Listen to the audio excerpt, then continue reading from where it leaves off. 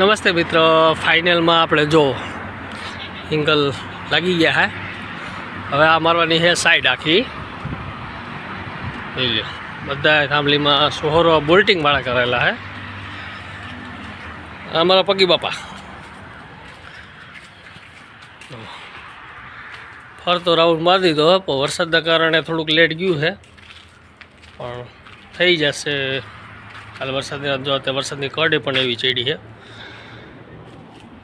તમે ફાઇનલમાં મારી દીધું છે. અહીંયા આવું વરસાદ આવે એ ખબર ન પડતી હુકમ આવે.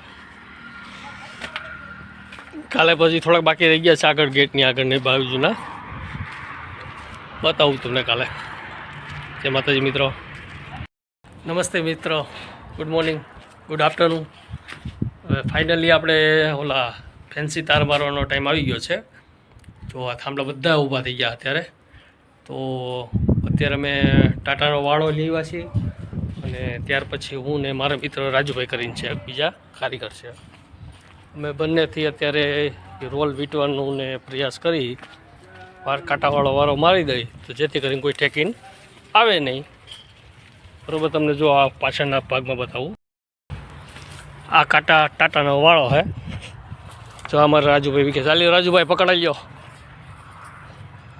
જો એ આરામથી વિકે. રાજુભાઈ શું કહેવાનું થાય તમારે? આપણે શું મારવાનું છે ત્યારે?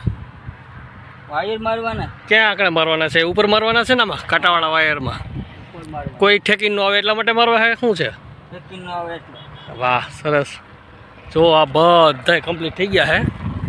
એથી તમને બધા દેખાશે એ સાઈડના અને આ સાઈડના એટલા લગન છે, જેથી કરીને કોઈ ઠેકીન ન આવી શકે. અને આમાં જે વચ્ચેનો ગાળો રહે એમાં અમે પતરા મારવાના છીએ.